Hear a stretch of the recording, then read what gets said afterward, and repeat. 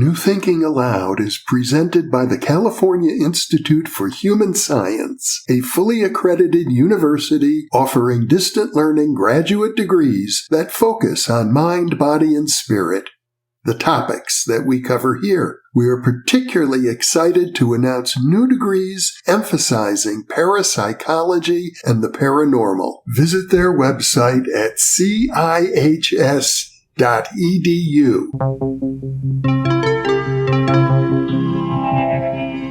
Thinking Aloud. Conversations on the leading edge of knowledge and discovery with psychologist Jeffrey Mishlove.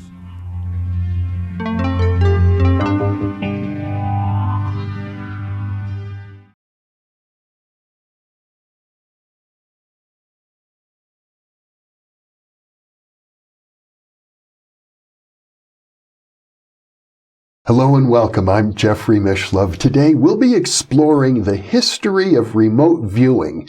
With me is Dr. Paul Smith, a philosopher, a remote viewer, author of Reading the Enemy's Mind and the Essential Guide to Remote Viewing, a founder and twice president of the International Remote Viewing Association. Welcome, Paul. Well, thank you for having me here. I really appreciate it. I'm delighted to have you with me here in Albuquerque. Thank you for making the trip. When we talk about remote viewing these days, there's a certain amount of confusion because we're at a point now where there are, a dozen or more teachers of remote viewing and different approaches. Some approaches are actually antagonistic, mildly at least, to each other, and certainly different. They're different approaches. I think it would be very useful to review the current status and the history of the field, and certainly you're very well positioned to do that with me. Thank you. Yeah, that would be... I know a lot of people get very confused. Mm-hmm. There's all these different flavors of remote viewing. Well, what's the difference between TRV and CRV and SRV and XRV and YRV and ZRV, right? Yeah. And that confusion, if you know the actual genealogy of it, it becomes unconfused. Mm-hmm. And then you can kind of decide which one of these you may be interested in following. Mm-hmm. Well, let's start with this. As a little bit of history with which I'm not yet really familiar, how did you get recruited into the program? Well, my conversion story to remote viewing, right, convinced me that magic does happen. You, if I remember, you were a major in the Army. I was, actually, at that time I was a captain. Mm-hmm. I had just come back from overseas tour with the Special Forces and then went to the career course for captains out in Arizona. Yeah. And I was at Fort Meade working as essentially an admin intelligence officer, sort of an analyst. We were processing intelligence reports from the Middle East. And I didn't know this, but I had my military quarters were right next door to Skip Atwater, who was the operations and training officer and actually the founder of the Army program. Mm-hmm. And across the street from Tom McNair, who was one of their most recent remote viewers in training. So, I got to know them. We had fun and all that kind of stuff. And one day... just because of proximity. Yes. Well, the proximity was the first miracle here, right? Yeah. So... but it turned out that I was exactly what they were looking for. So fate or God or whatever, I don't know, put me in that military quarters. That you were what they were looking for? Well, so let me tell you how this unfolded. So Skip and Tom come over one day, and they said, "We think you might be good at what we do." And I said, "Well, what do you do?" And they said, "We can't tell you." I said, "Well, how do I know I want to do it?" Right? And they said, "Well, here, we got some tests we're going to give you." And they were, pretty much standard psychology and personality profile tests, Myers-Briggs, MMPI, various ones like this. They said, if you score roughly where we think you're going to, we'll read you onto the program, and then we'll see and then you can volunteer if you want to. Mm-hmm. Okay, so I took the tests, and here's what was going on behind the scenes I didn't know about. So the guidelines that they got from the SRI people, Hal Puthoff, Russ Tark, those guys, well, yeah. the guidelines they got was they were looking for military intelligence officers that were well qualified in their skill set, above average intelligence, which, despite what people think, describes most of the military intelligence corps, right? Yeah. But an officer who had side interests or experiences that were different than your average officer, that involved some kind of creative experience. Mm-hmm. So, studio art, maybe painting or drawing or something like that. Languages, which is a little more common in the intelligence field, but still maybe an involvement with foreign languages. Music, or creative writing, some kind of creative pursuit. Well, it turned out I kind of checked the box on all of those. I had majored in art and put myself through school as a botanical illustrator. I've been playing guitar for about 20 years by then. I like to write fiction and send off and get it rejected by publishers. And I was fluent in German and was competent in Arabic and Hebrew. Oh. So they knew all that about me. And they're drawing up this new training contract. They said, well, we need to have people to plug into these slots. Well, let's try Paul Smith. Okay. What year was that? This was 1983. Okay. And so the program had been pretty well established at that point. The Army program had been going on for about 5-ish years. And of course, the overall program had been going on for 11 by that point.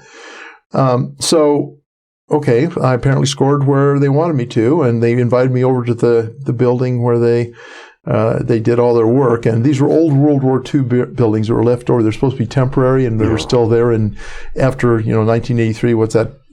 50 years, and they looked it as well. I go back in the back, and Tom sits me down and says, "Okay, well, here's what we do. We collect intelligence against foreign threats using a parapsychology discipline known as remote viewing. We want to know if you'd be willing to volunteer to become a psychic spy. But you don't have to tell me right now. We can give you 24 hours. You go home. These are the things you can tell your wife, and then you can tell us tomorrow." And I said, "I don't need to. I want to do it." And you look kind of shocked. I guess they've never had anybody actually volunteer that quickly, right? What was happening was, when I was a kid, I was interested in science fiction that involved extrasensory perception and stuff. Then I was in a junior high science project that involved the Zener cards, the wavy lines and the stars and all that stuff. Right. Total failure. No evidence of ESP whatsoever. So I, at that point, became a bit of a mild skeptic. It'd be nice if it's true, but it's not. As Tom is telling me this, what's going through my head is this. I used to be interested in this stuff. I thought it wasn't true. They have appropriated money in the federal budget to train people how to do it. And there's this ongoing program. That means it does work. There is no way I'm not going to do this. And so, it was just, I didn't even talk to my wife about it. And she was the kind to be very upset if I didn't consult her about major changes. But there was no negotiation on this one. I absolutely wanted to do it. And then they put you through the CRV training program. That's right. Now, we did other kinds of RV too. I mean, our first experiences were what's called extended remote viewing. I won't go into that right now, but unless maybe I ought to go into that right now. Let's just say this. We're talking about 1983. Yeah. We're talking about the remote viewing program at Fort Meade. Yes. Run at that point by Skip Atwater. And the colonel that was his boss. Yeah. And you were receiving training in more than one approach. Yes, that's right from the get-go. That's right. Okay. Well, yes. We've had several discussions, including previous ones with you and Lynn Buchanan on CRV. So, how do you distinguish extended remote viewing from controlled remote viewing? Well, so extended remote viewing is one of those XRVs that I was talking about because it's just yet another one on the menu of possible remote viewing methodologies, right? And so this is one that Skip actually developed.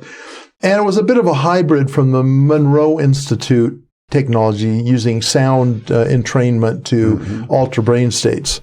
And we did use those, what they call hemisync tapes. They play different frequency beats in each ear, and it meets in the middle of your brain and does all kinds of stuff. What we call the binaural beat effect. Yes, that's right. So they use those to get us into the mode in extended remote viewing. Now, the the most observable feature of ERV is that the viewer is, in that case, laying on a bed. I mean, this was the only military job I ever had where I actually got paid to take a nap. Yeah, it was great. You'd lay on the bed and you'd attempt to establish a hypnagogic state, a mind-awake, body-asleep condition. Oh. And at some point, once you were in that mode, you'd have a monitor come in, or an interviewer, they called it for that particular modality. Mm-hmm. An interviewer come in, and he or she, although it was usually Skip, would sit down at a desk that was in there and turn on a red lamp so that it wouldn't disturb you, and be ready to take notes. And then he'd pose you questions. Mm-hmm. First of all, he'd give you the coordinate. You'd go there and start describing what you experienced once you got to the location. And then he would lead you through an investigation of that target location. Mm-hmm. And then when you got done, you got up and kind of staggered out of the room and sat down at another desk and made sketches and comments about what your experience, what you remembered from your experience. You know, it's interesting that you mentioned the interviewer. Not long ago, I had a discussion with Russell Targ, and I asked him point blank, how is it that the remote viewing studies that were done at SRI were so very successful, at least with certain percipients, really outstanding, much better than most what we would call free response clairvoyance and parapsychology back in the old days. And he said it's the interviewer that makes the difference. That a good interviewer knows how to elicit the psi-mediated information and to distinguish it from what we now call analytical overlay. I would say Russell is partially correct in that. It's very valuable to have an interviewer. We call them monitors in the CRV methodology. Yeah. But it didn't perform exactly the same function, but kind of overlapped. But the argument, the one thing to say in opposition of that is that lots of good remote viewing has been done solo with just the viewer in the room. Okay. Yeah. Now, the interviewer is very helpful. And anytime I can have an interviewer or a monitor working with me, I much prefer that. And that individual performs a number of functions. Now, you remember, we're talking double blind here. That person doesn't know what the target is That's either. Right. Absolutely. Right? Yeah. So in that setting, one of the big values that a monitor or interviewer brings to the process is encourage you to keep going when you feel like you're ready to quit, right? The temptation is to do less rather than more. It's kind of the human laziness factor that factors into all of us, right? Yeah. You'll get into the thing, and remote viewing can be a little excruciating at times. If you get in and you're uncertain whether you're even right or not, and you're going along and you'll say, okay, well, I feel very comfortable about this. I'm going to quit before I start feeling uncomfortable, you know? Yeah. And the monitor can encourage you to continue on. And very often that's when the really good material starts to show up. Another thing a monitor can do, or interviewer, either one, right, is remote viewing skews you a bit to your right brain, okay, to speak simplistically. But it really is kind of, you start getting into this kind of ethereal sort of a mode. And you, first of all, your verbal skills start to kind of get a little sloppy. And your written skill, your handwriting goes to heck. If you're writing, you know, it just becomes awful. But you're not necessarily thinking through the kinds of things that you would need to report to satisfy whatever the requirement is, because you're just going stream of consciousness. Yeah. Well, the monitor can be over there saying, okay, yeah, you've talked about this and this and this. Can you elaborate on those things rather than the flower you just discovered over here over to the side, right? Because remote reviewers do get distracted by things that appear to be more interesting to them, right? Yeah.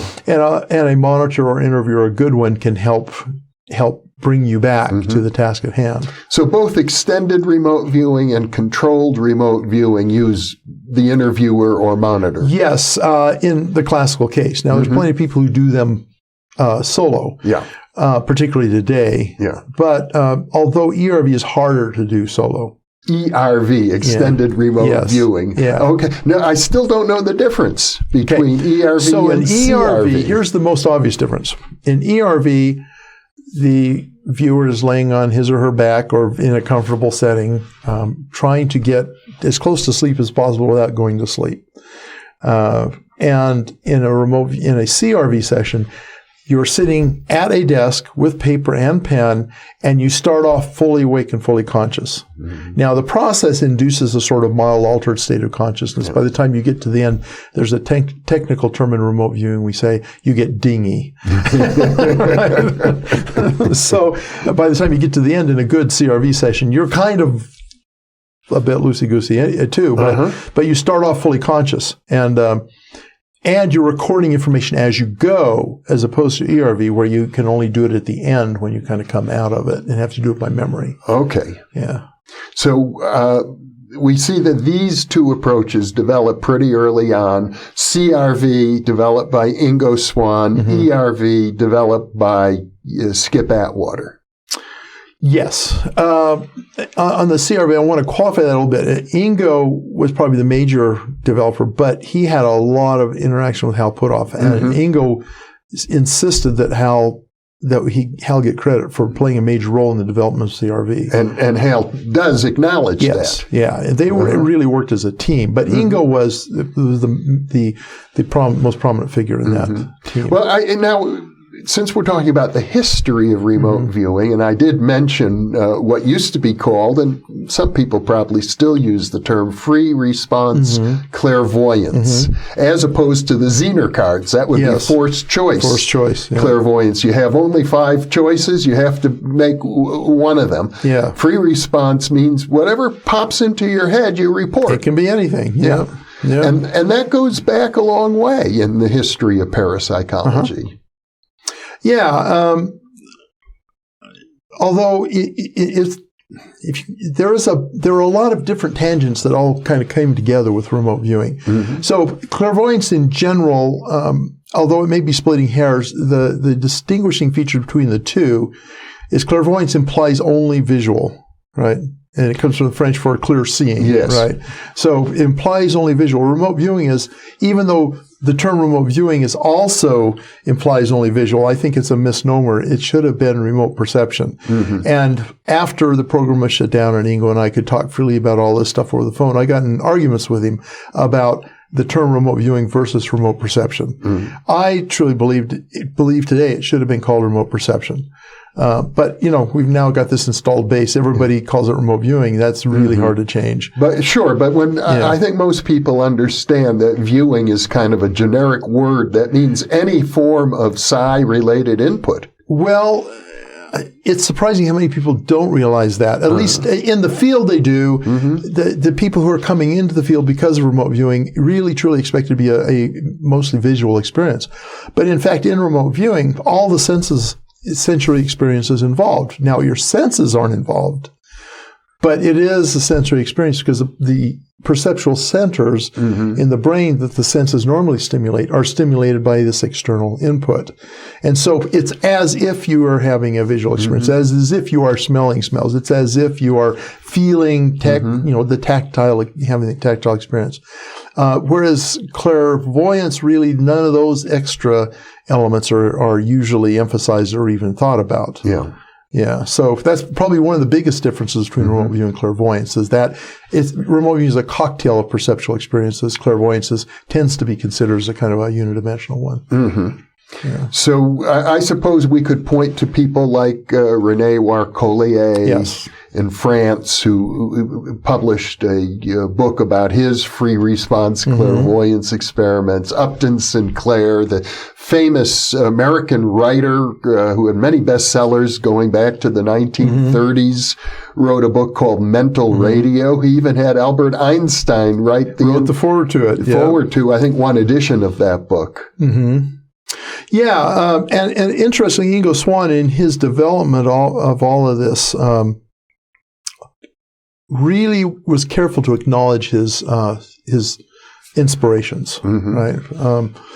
And he freely essentially praised René Warcollier and Upton Sinclair for the work they did, and Harold Sherman was someone else that he really gain valuable insights and things from as he's creating remote viewing. The interesting thing, though, the kind of conceptual difference between Warcollier and Sinclair and remote viewing is that remote viewing does have this sort of clairvoyant notion. That is that you are in some way projecting your consciousness, and I'm speaking very loosely here because we don't know really what's going on, right? Mm-hmm. But you're projecting your consciousness out to a distant target or an occluded target, targets that's hidden in some way. Mm-hmm.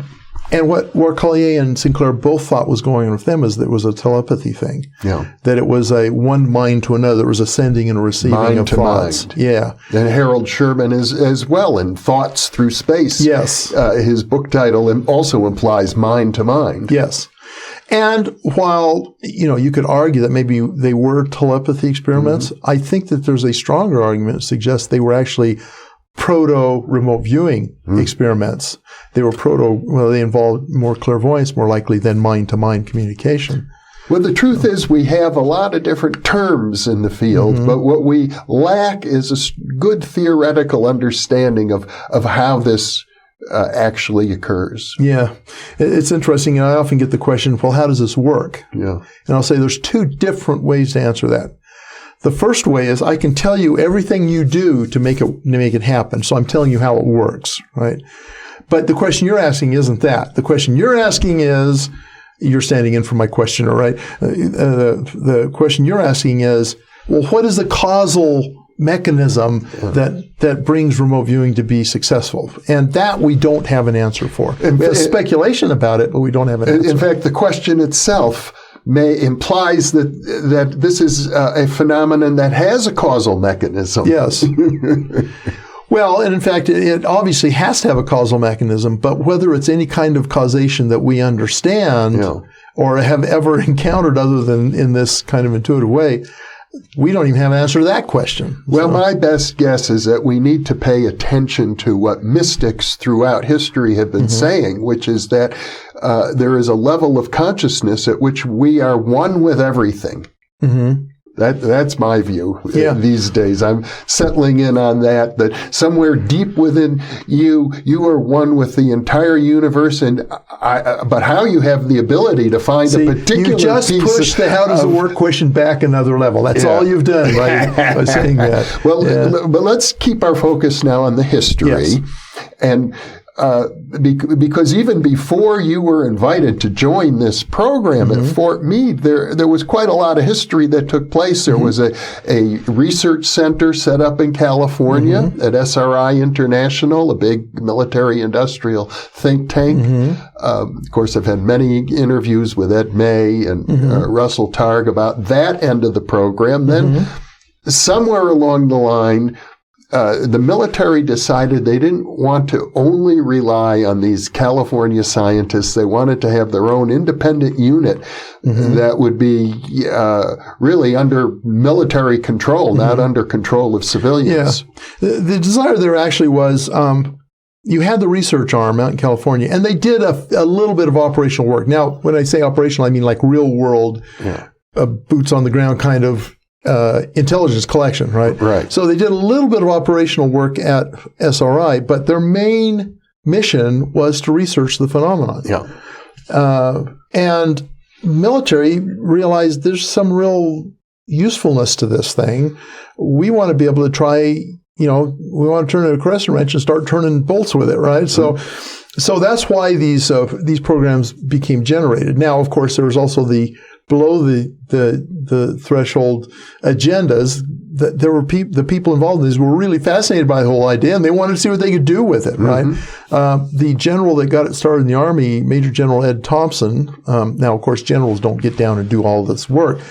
He actually, it came to his attention that Skip Atwater, back then he was known as Fred, Fred Holmes Atwater is his legal name, right? Yeah. Skip Atwater had an interest in this from a counterintelligence perspective.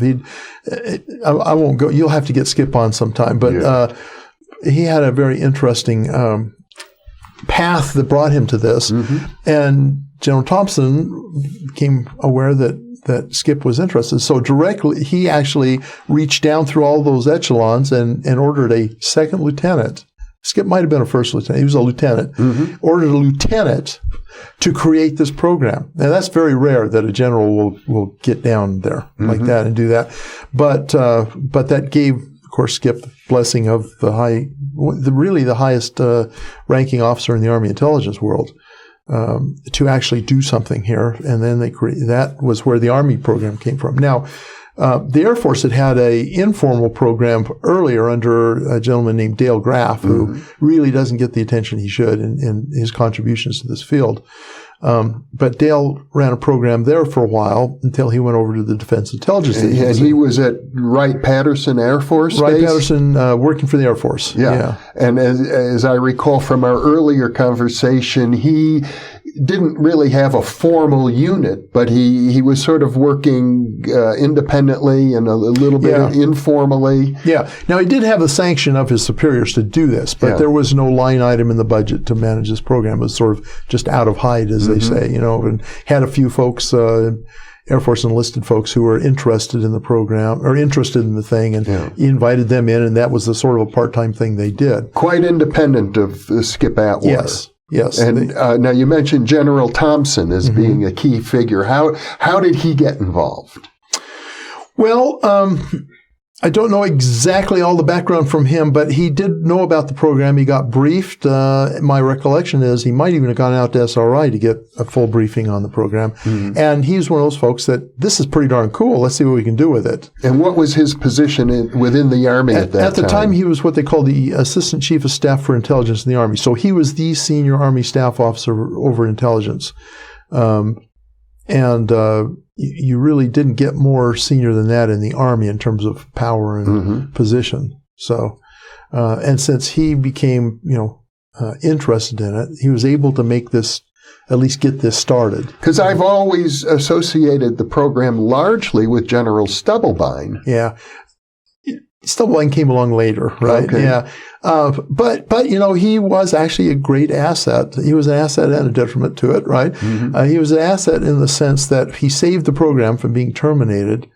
Stubblebine did, yeah. I remember all the details, but Perry, who was later Defense Secretary, was Chief of Staff of DOD, or not Chief of Staff, Assistant Deputy or something in the DOD, and he issued a memorandum that said that no Army research funds could be used for this kind of research. And that was what they were living off of. And if you terminate the funding, then the program goes away. Right. And that was his goal. Yeah, William Perry, his first name. And that was his goal. He wanted to get rid of the program. But Stubblebine kind of thumbed his nose at him and said, well, all right then, I'm going to pay for it out of the Intelligence Security Commands. That was his command, the Intelligence Security Command. I'm going to pay for it out of my budget. Just pull it out of hide again, took it away from, they all have discretionary funds in these commands, and they need them for unexpected contingencies. And he just said, I'm going to pay for this. And so for 2 or 3 years, that's how we got funded, money out of the INSCOM budget directly without it being an appropriated line item. It sounds like at the higher echelons within the Army, there was some controversy. Yes. That's it's one of the many interesting pieces of the saga is that you had people who are absolutely adamant supporters of this. And they were in position to help make sure it stayed alive. You had people who were absolute adamant detractors, did not want to have it, didn't feel like the Army ought to be in it, didn't believe in it, felt threatened by it, whatever. All of that, they all had different kind of motivations, who were doing their best to kill it. And so it was on this kind of rocky landscape, for quite a while. Yeah. In fact, forever. That was always the issue. But of course, many federal programs are like that because you have to every year go back and justify the money that's being spent on it and make sure Congress appropriates the amount of money that you need, and usually they don't appropriate enough, and then you got it was a tangled mess of bureaucracy in addition to all this excitement we were doing. But I gather at some point the funding actually was directly appropriated from Congress. Yes. What happened was, here's the curse that Stubblebine brought. He got a little too in love with this stuff and started doing kind of wacky things. And there were a couple of semi-scandals that happened under his watch. And the Army hierarchy said, this is just looking bad making the Army look bad. We've got to do something about this.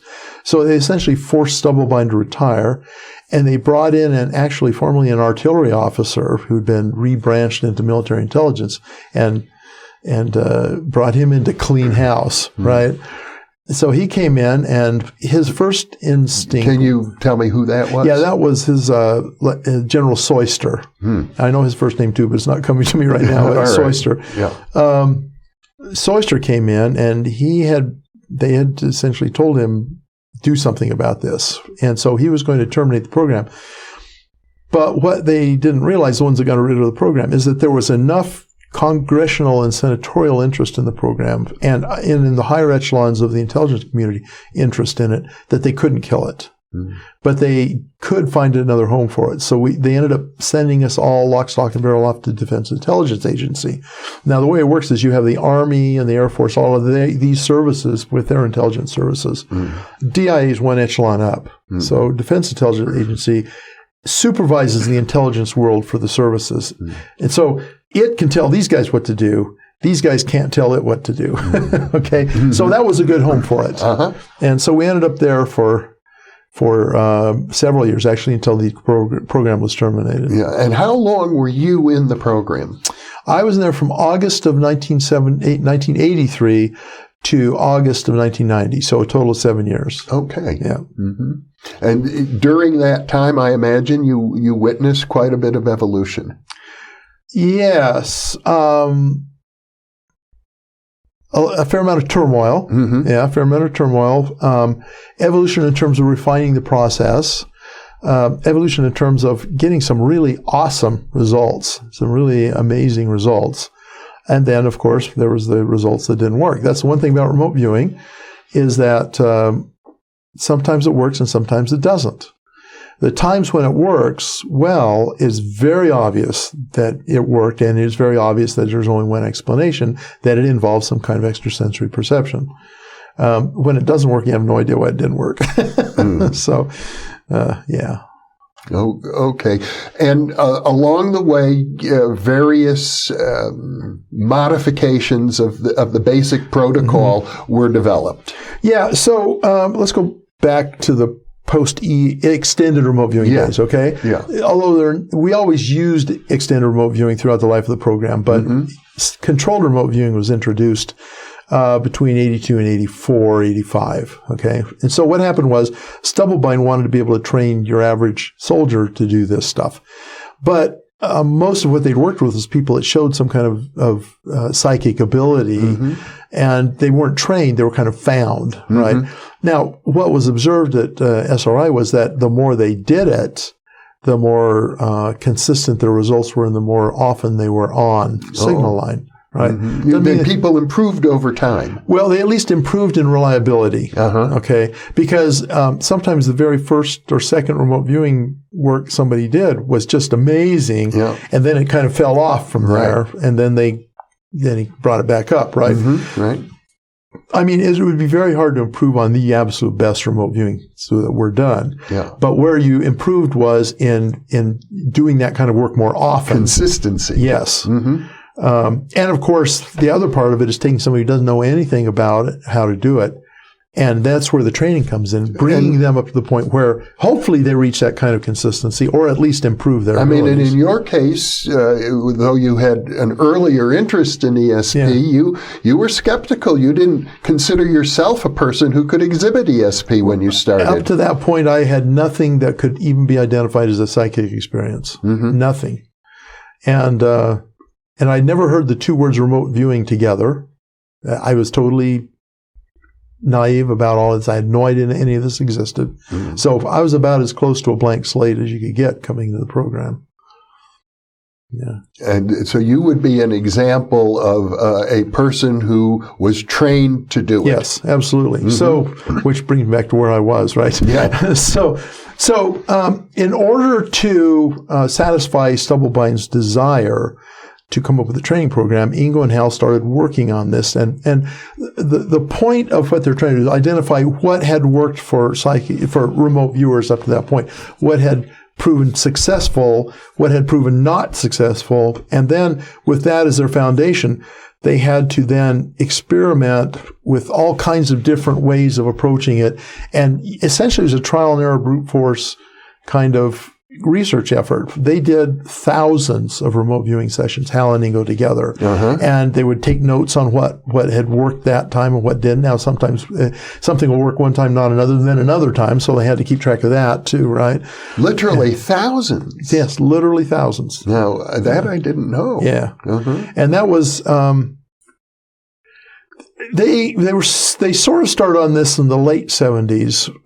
Stubble-blind didn't come on the scene until about 81, but that's when it became a prominent effort. Yeah. But they had in the meantime been researching all this stuff. And they had been exposed to the subliminal perception research, to the split brain research, all of which plays a role. Not in necessarily the ESP part, because 9/10 of this is the perception psychology part. Right. Because human psychology is probably the biggest obstacle to doing this well. So they had been focusing on both sides of this, both the whatever that signal is coming in and how to perceive it, and then all the processing and the management that goes on inside the person's head as they're trying to decode that signal. So they were working on all that stuff, and over time, they came up with this currently 6-stage process where you first learn just to get the general first impressions. They call it Gestalt. The Gestalt of the target. Is it land? Is it water? Is it structure? Just the nature of it. And then you get into sensory experience where you get the smell, sounds, tastes, smells, sounds, tastes, visuals like colors and quality of light, and tactiles. Yes, thank you. You get those things come in. There's a basket of sensory experience, and then you get into the next stage. Stage 3 is where you start to make sketches and you start to bring the dimensionality of it together in your mind. So let me use an example here. I use the Eiffel Tower as an example because I don't use it as a target. None of my students will ever get the Eiffel Tower as a target, so I'm free to use it as an example, right? So let's say the target's the Eiffel Tower. It's a training target because that's what you'd use the Eiffel Tower for. It wouldn't be an operational target. You want the viewer to describe the Eiffel Tower. The first thing to know is that the viewer cannot know what the target is. It consciously is not allowed to know what the target is. And if you're in a training or if you're in an operational or experimental research session, you don't want the monitor to know what the target is either. You want it to be double blind. Okay, so what happens is the viewer starts out blind to the target, and then starts to, some other time we'll talk about how you get them to recognize where they need to go. Well, we've already done 2 interviews on the training process. Okay, I can't remember what I said.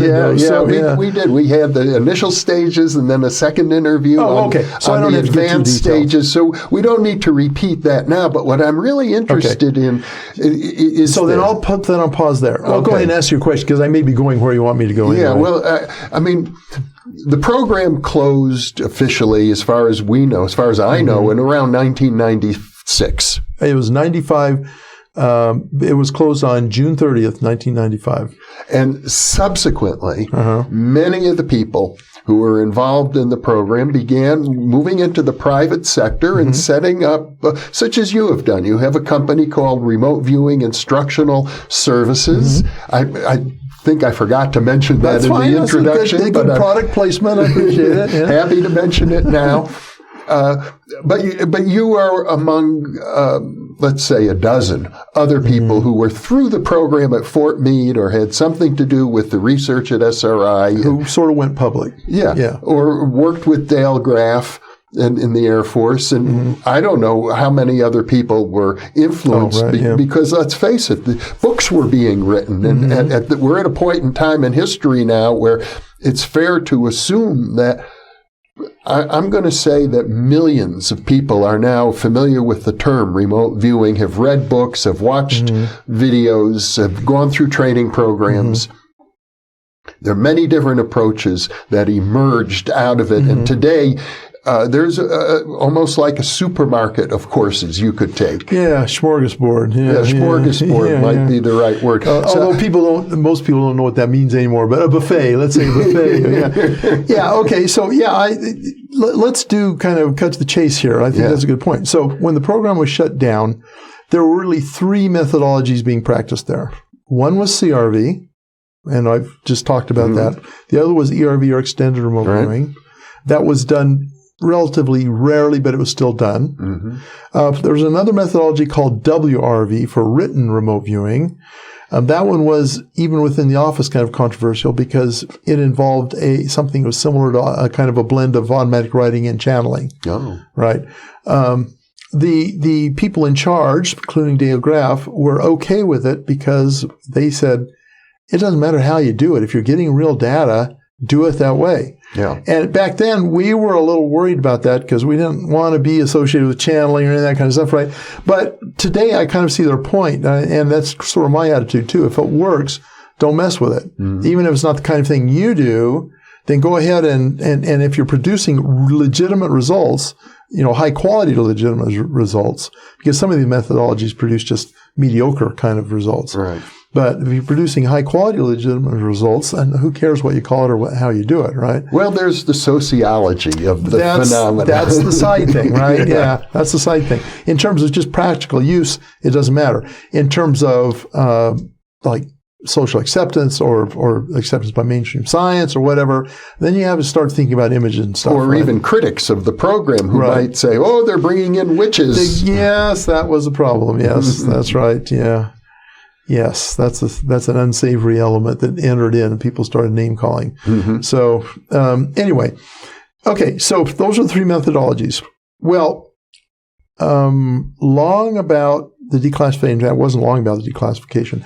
Well, it was about 4 months later on Nightline, Ted Koppel, his whole program was dedicated to this weird psychic spy program that the military had just closed down and declassified. And he had Ed May on there. He had a customs agent who actually used remote viewing. He had Joe McMoneagle. Dale was on there.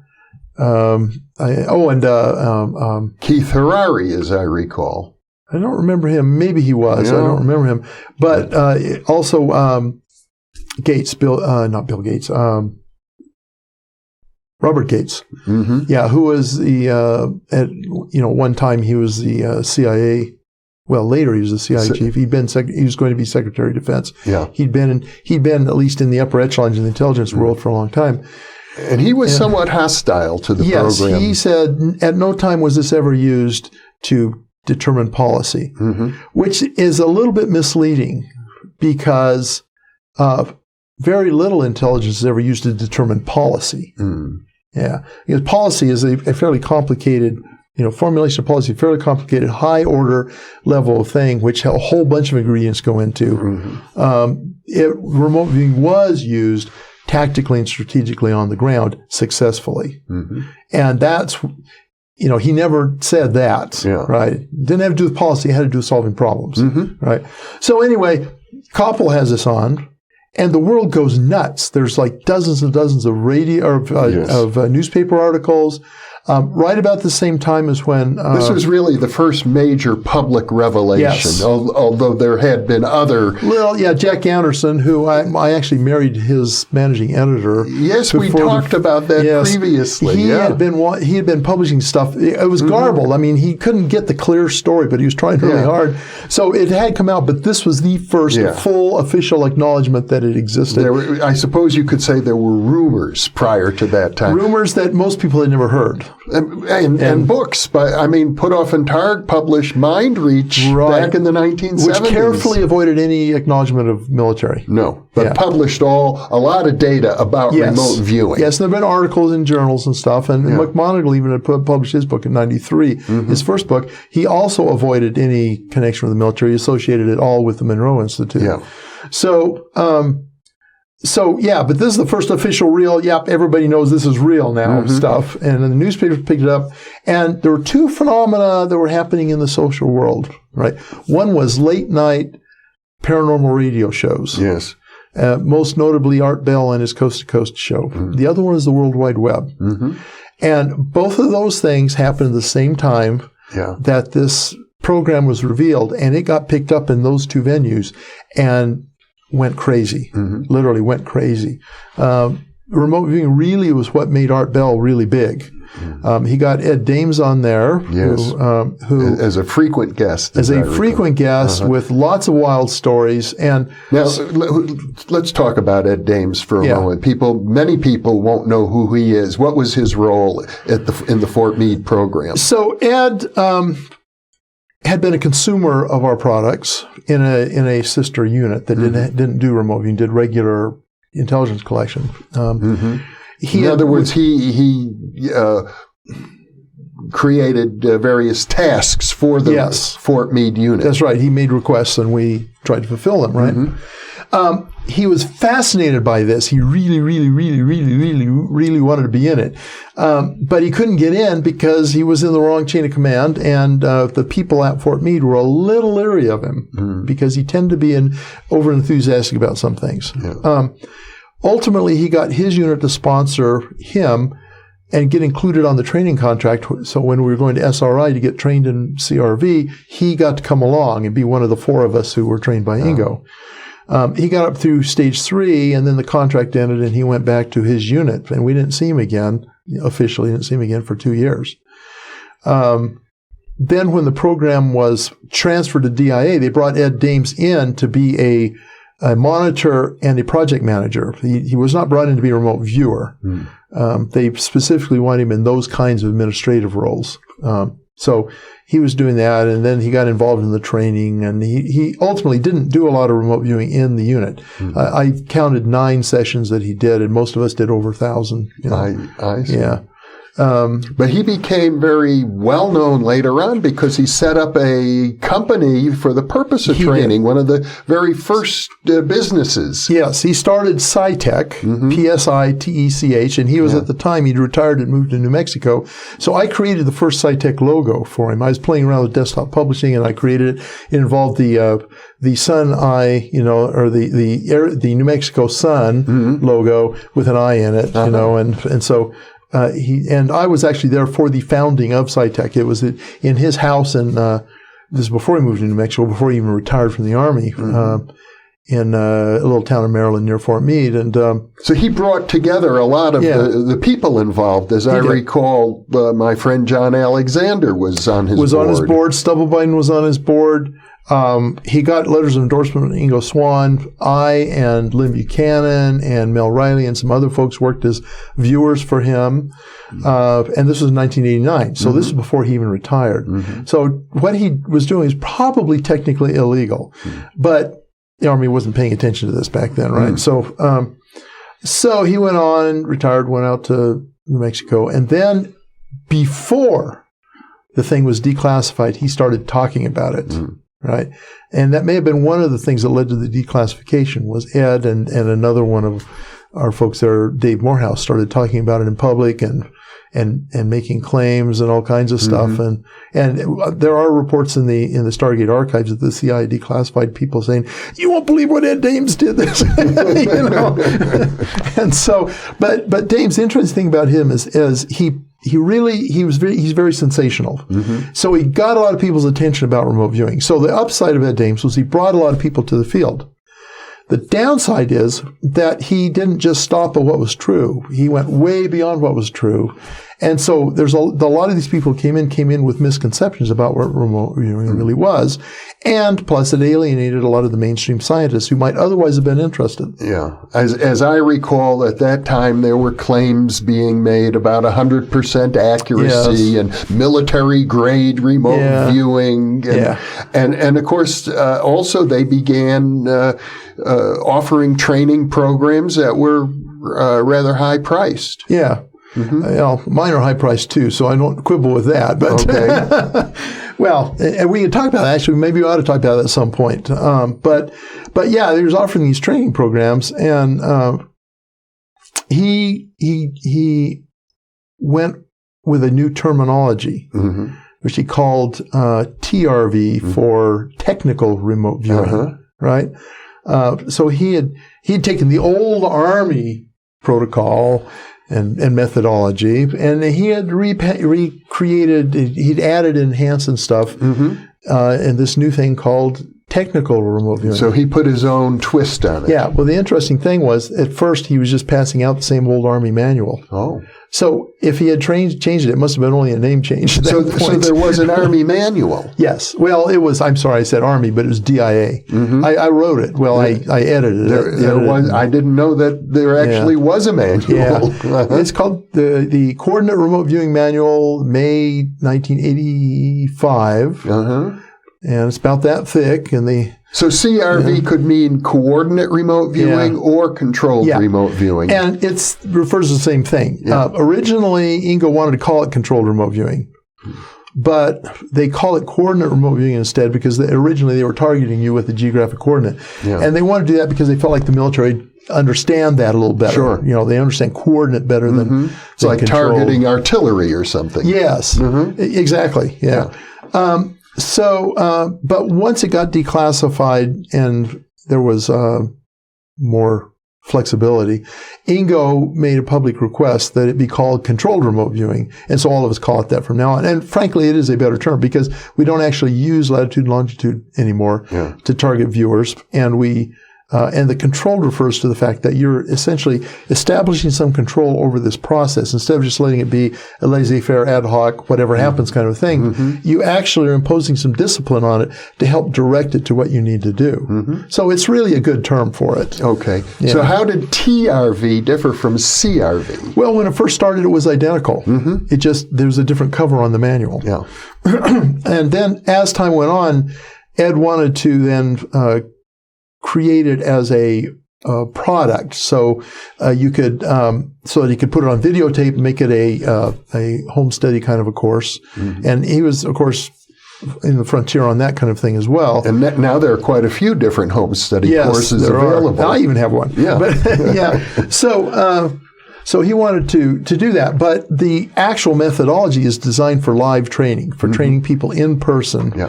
And that's when it is actually the most effective, in my experience. Well, because you get feedback. Yes. And more of a personal relationship with an instructor. You can get your questions answered instantly. Yeah. There's more encouragement. There's lots of ways why that's better, right? Okay. But he wanted to be able to mass market, right? And so it's going to go on video.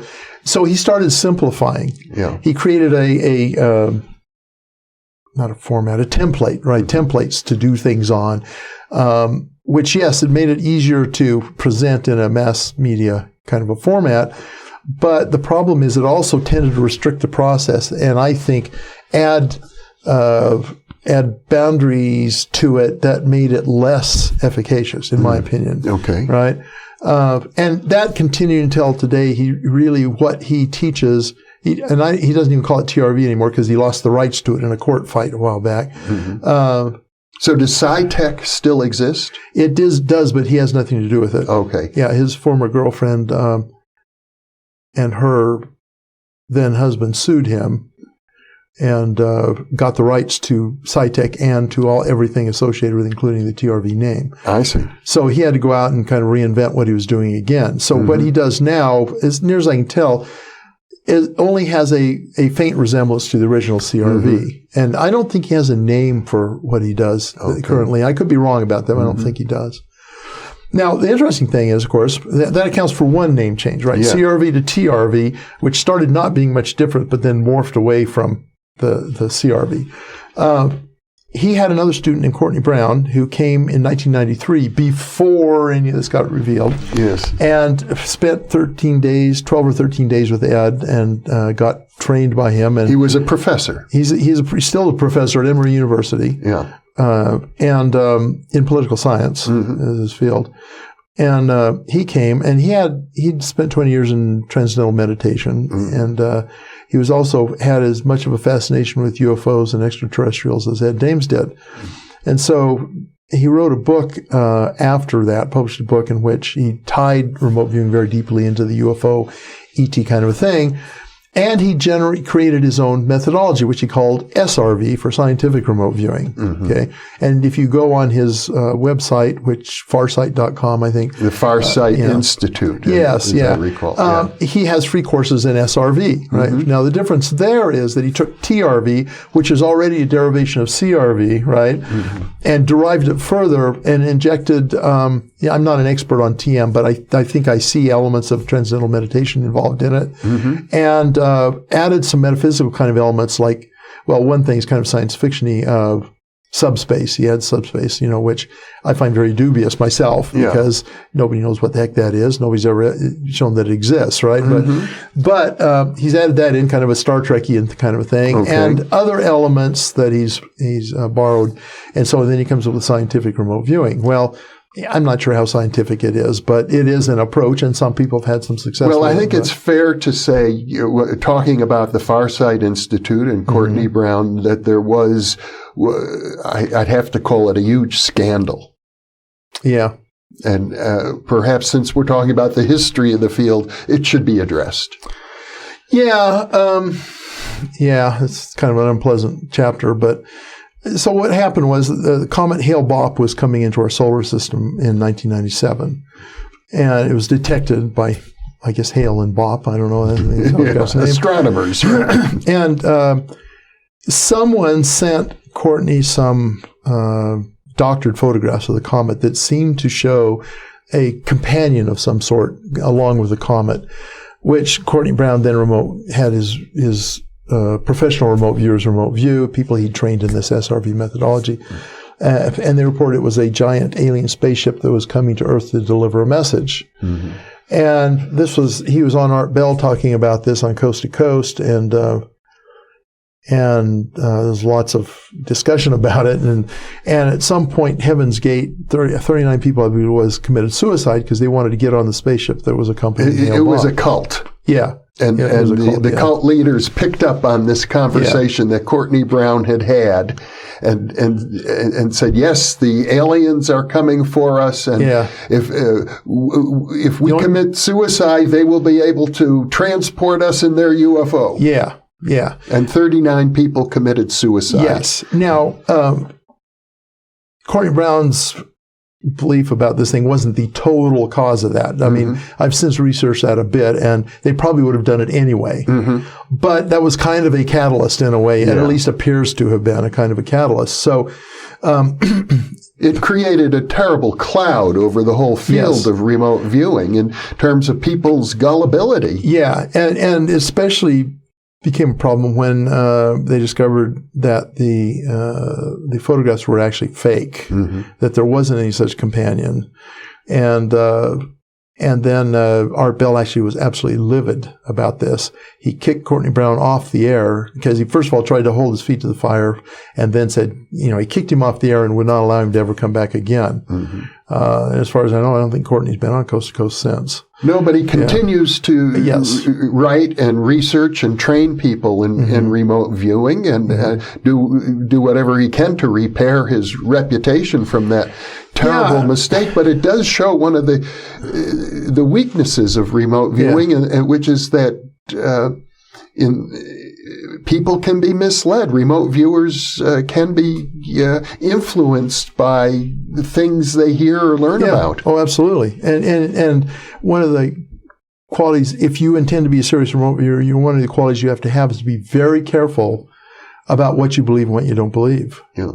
And don't even necessarily believe the stuff you perceive, because you can be wrong in a remote viewing session too. That's why Ingo always insisted that if you want to count it as real remote viewing, you have to be remote viewing in principle feedbackable targets. In other words, targets that you can actually, in principle at least, get feedback on. So that was just why when I do my training, I only give my students real world targets. And the reason is if you can't get feedback, you can't see how well you did. So you can't learn. You need to have actually a concrete relationship to the target so you can determine, oh, right, I got this right, I got that wrong. Next time I'm going to not do that, I'm going to do this, right? So,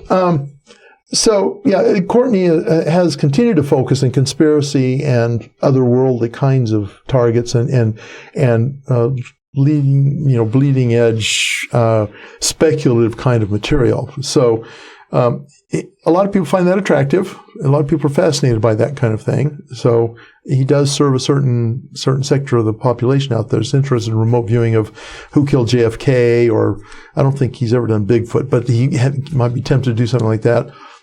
He set up an experiment that he hoped would show the existence of an actual multiverse, try and solve his physics question, a cosmological question, really, about the multiverse. he's trying to do those kinds of things. He goes on these actually outward edged kind of stuff, which although led to another XRV, sort of. So he had a, disciple, Prudence Calabrese, right? And she was on board, and it's hard to tell, but I think she had something to do with the Hale-Bopp fiasco. But when it was all over with, she blamed Courtney Brown for the whole thing, and I think she probably was also, on board at the time. But she formed her own methodology, which she called different times. One is Transdimensional Systems was her company, and people usually refer to her methodology as that. But she called it Gnosomatics, Knosomatich. Okay. CS, sorry. So Gnosomatics, so essentially from the Greek for knowledge, right? Or at least one form. Gnosis. Gnosis. And it was essentially SRV. So we have CRV, TRV, SRV. Now we have this Gnosomatics, which is essentially SRV, but with her own refinements added. And one of the things she did, and she thought she was inventing it, she actually went back to some of the original Ingo methodology, thinking that this idea was a better approach, and it is a better approach. A lot of the really efficacious stuff from CRV is kind of bred out of it as it's come downstream through these different variations that people have come up with. And so she sort of inadvertently reinvented the wheel in a way. She has disappeared from the remote viewing world, but there are some folks out there who still practice it, and there's some videos online that she goes through and explains what it is she does. Yeah. So, but that is yet another methodology there, right? So to go back up to CRV, there's actually more than one flavor of CRV, right? So I learned the Ingo methodology. I learned it directly from Ingo and Hal, and I try and approach it exactly the way Ingo did. Now, there's a couple of things I changed.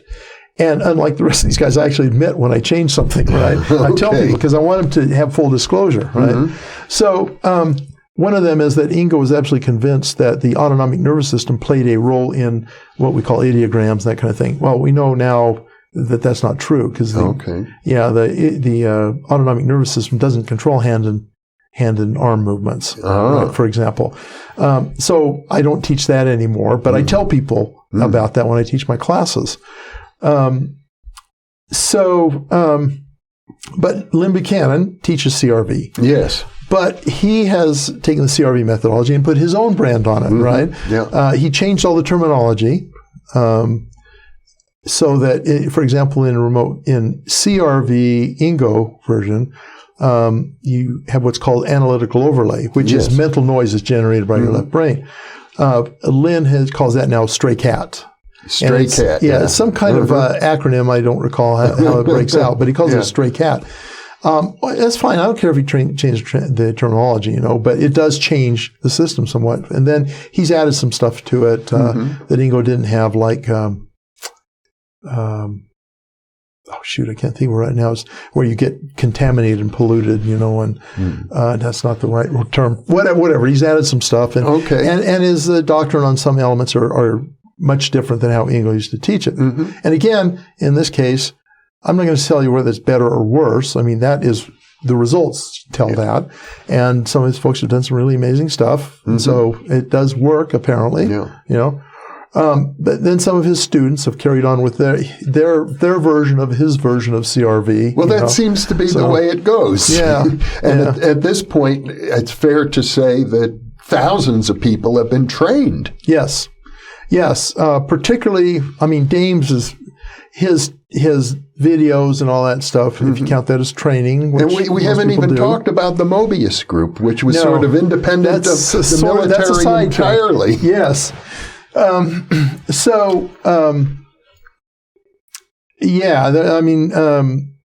It's interesting. I kind of see I don't want to call it evolution because some of it isn't evolutionary, right?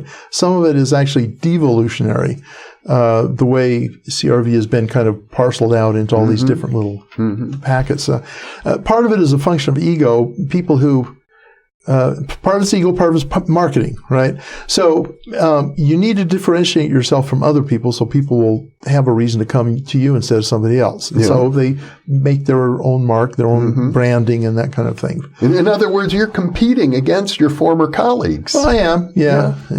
Although my sense is that there's a lot of camaraderie. Practically every serious remote viewer has some connection with the International Remote Viewing Association, I imagine.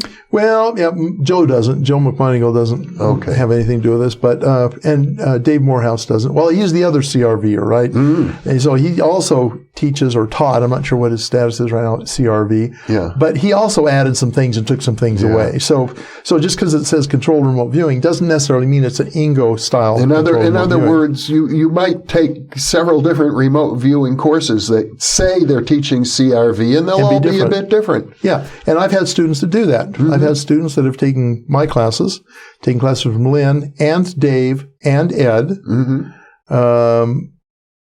I'm not sure about anybody else, but there might be. And then you get a certain category of people, and I suppose I consider myself amongst them, who started doing remote viewing, and it worked right away, and never took any training at all. Which brings us to another category I have, which is GRV, for generic remote viewing. Yeah. And this is a point I like to make often, because you get these CRV Nazis, right? You get people who think the whole world revolves around CRV, controlled remote viewing. They think that that's what everybody has done, and always will do. They don't realize there's a whole history of the remote viewing world before CRV was developed in the early 80s, where there were remote viewers doing it however they did it, right? They everybody had their own different kind of style and approach that were doing work every bit as good and often better than what most of the CRVers today are doing. CRV is not a magic bullet. It's a very effective way of helping someone who has no skills, has not developed these skills, to develop them in a relatively quick period of time. But there are people who do a marvelous remote viewing without ever even hearing the acronym CRV. And people need to realize that. But I suppose the important thing to say about CRV goes back to your own experience. It took you, a person who would never considered yourself in the least bit psychic, and now you train. Yeah. Well, Paul Smith, what a pleasure to be with you. I know we're going to have more conversations while you're here in Albuquerque. This has been an excellent overview of how the field has evolved up until this point. Thank you for being with me. Oh, you are welcome. I appreciate it. And thank you for being with us.